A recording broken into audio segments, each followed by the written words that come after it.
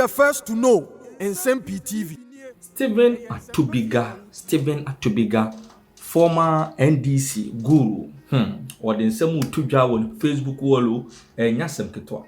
Stephen Atubiga Chirimwa or receive messages upon messages from NDC grassroots members. Some of the elders, for Council of Elders, Pennyford be omu inbox na inbox no ewo the Facebook handle, the X handle, the WhatsApp platform. Oma sem nyina ne se Dr. Mahmoud Bawumia sem okoka no UPSC omutie. Oma tie die hu se omu 24-hour economy anu omu didi hu kakra. Dr. Mahmoud Bawumia edi just an hour or they are saying nyina. Inti omo according to Stephen Atubiga NDC for no busa ne say what next? Edi ebio na sisi aka se so omoye. Into ha Stephen Atubiga moko ni Facebook wala or the some of the messages or say some of my friends and colleagues in the NDC are sending me messages of worry. They are asking, are you hearing? Dr. Bawumia has just confirmed with facts taking over the 24-hour economy and its existence. We are scared. Please help us to come again with a new plan. We Nsem-Pii Stephen Atubiga Chirimwa, the NDC, Mabunu, any NDC youth, any NDC grassroots, any full soldiers, and na omutie and someone equals to UPSC almost sending some of these messages. Say, in fact, omutie it looks as if it's a 24-hour economy. Dr. Mahmoud Bawumia, but just say why the phone from why the pansam. Ebin so see today we are witnessing a total destruction of our 24-hour economy policy by Dr. Mahmoud Bawumia. The guy is surprising us now with surprises. These are some of the messages of Stephen Atubiga and the page. According to no NDC phone be sending them and the DSM and Dr. Mahmoud Bawumia editor. According to the NDC, their 24-hour economy policy, Dr. Mahmoud Bawumia akwashini yemko na yekuti. From a customer of one mobile money service provider to a customer of a different mobile money service provider, and also make payments from your mobile money account into any bank account, and you can receive payments from any bank account into your mobile money account. Ladies and gentlemen, you can do this 24 hours a day.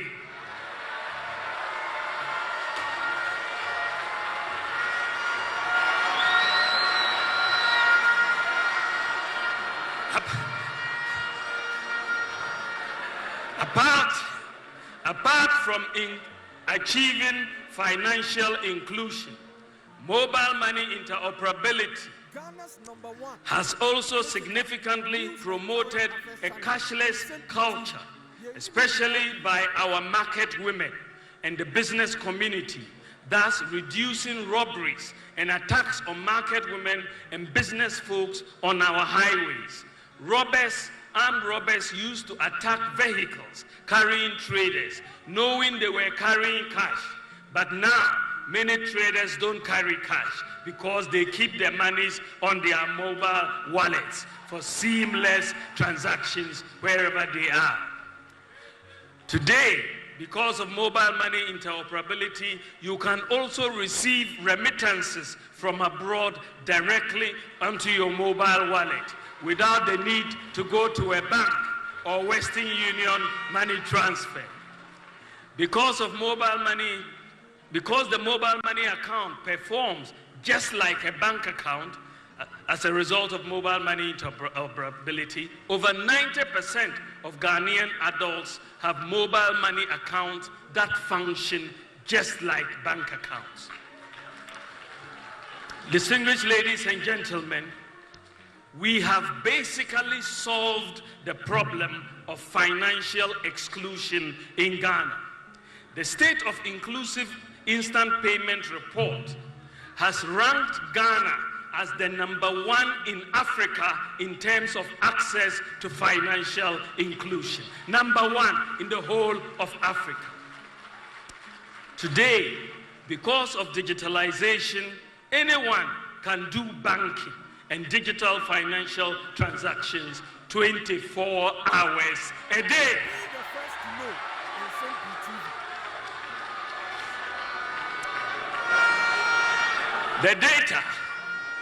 The data shows that at the end of 2016, the total cumulative value of mobile money transactions was 78.5 billion Ghana cedis at the end of 2016.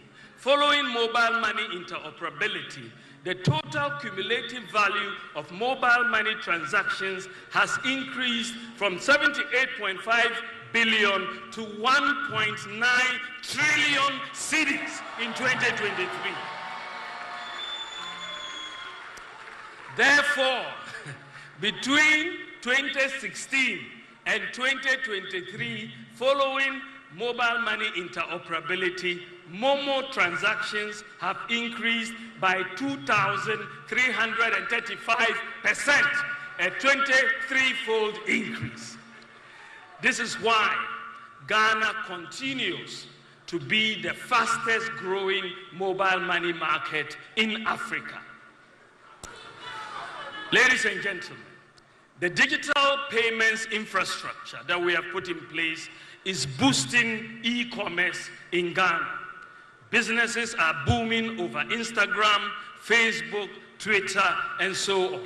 Many people who could not afford to rent or build shops are able to do business on the internet at little cost, with deliveries helped by the digital address and payments using mobile money interoperability.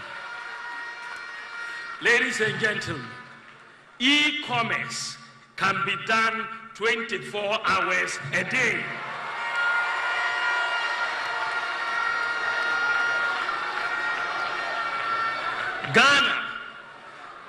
Ghana is currently ranked #6 in Africa in terms of e-commerce. #6 in Africa, behind Mauritius, Nigeria, South Africa, Tunisia, and Morocco, according to UNCTAD. Ladies and gentlemen, addressing corruption in the public service, our approach to improving delivery of public services is to minimize human contact as much as possible. Therefore, we embarked on an aggressive digitalization of processes of service delivery across many public institutions with coordination from my office. When you look at the passport office, we have digitalized the passport office with oversight from my office.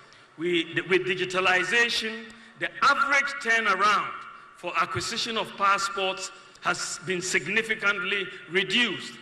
And today, because of digitalization of the passport office, you can apply for your passport online from your home 24 hours a day.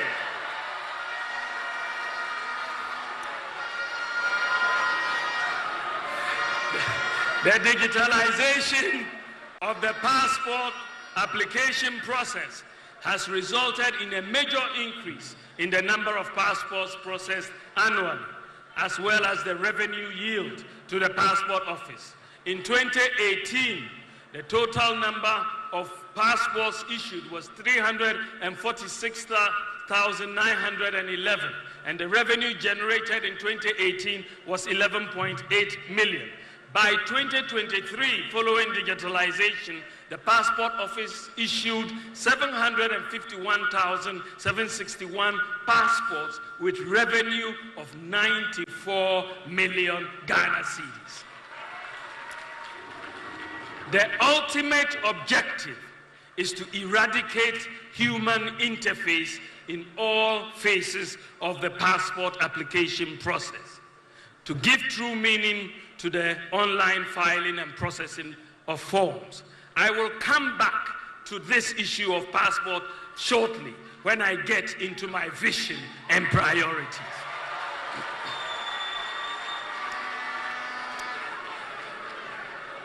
Then we went to the port. Distinguished ladies and gentlemen, previously, the bureaucracy in the clearing of goods at Ghana's ports involved a lot of paperwork, which used to be largely manual.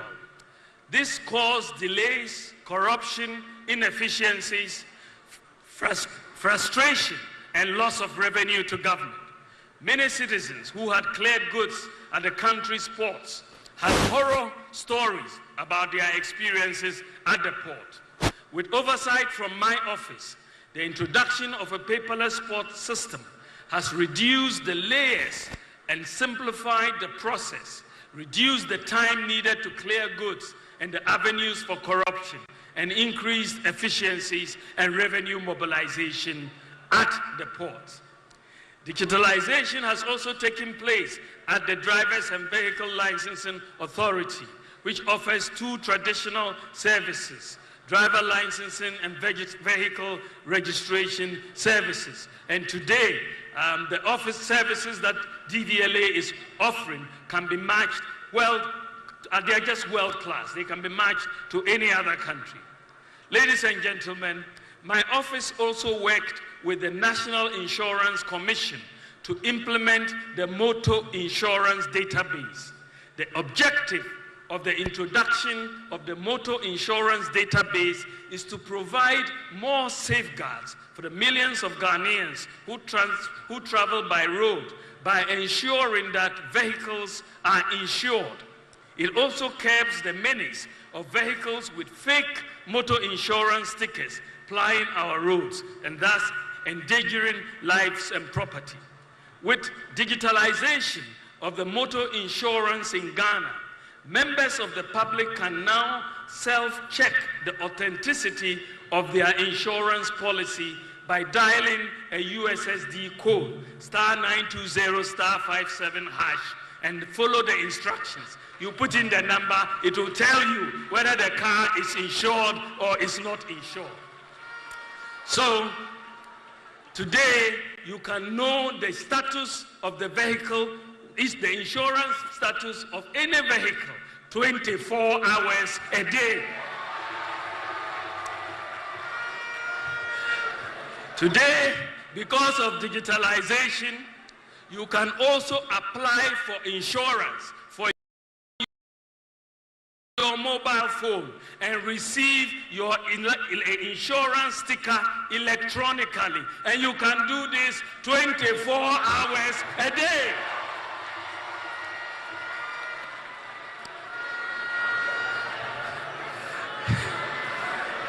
Ladies and gentlemen, with oversight from my office, we have digitized the births and deaths registry, and we have just completed the integration of the births and deaths registry with the databases of the Ghana Health Service and the National Identification Authority, so that the record of births and deaths would be consistent across all of these databases.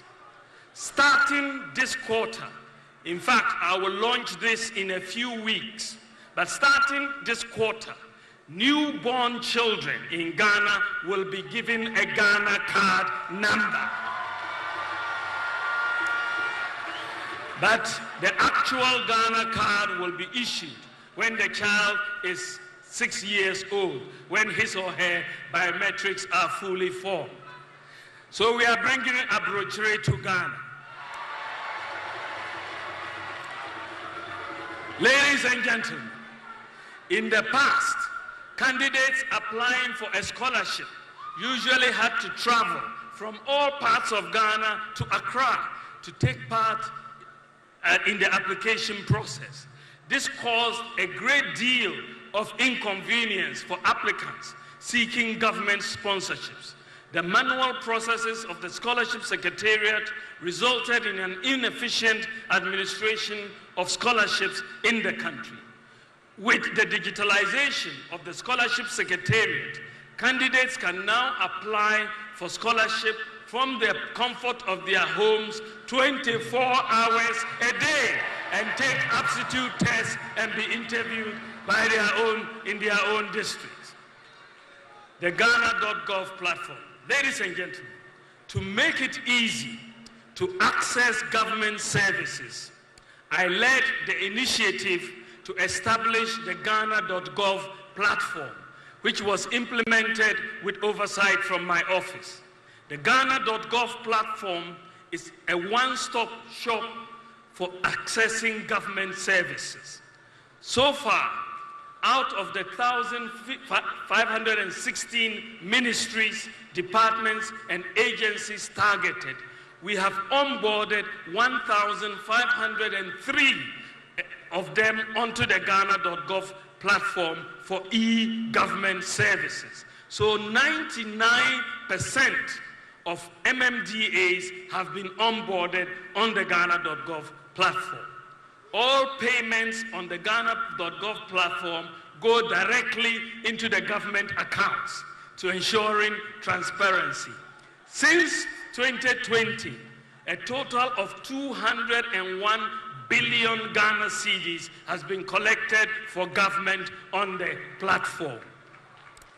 For services onboarded and receiving payments, you should be able to apply for and obtain any government service online through the Ghana.gov platform 24 hours a day.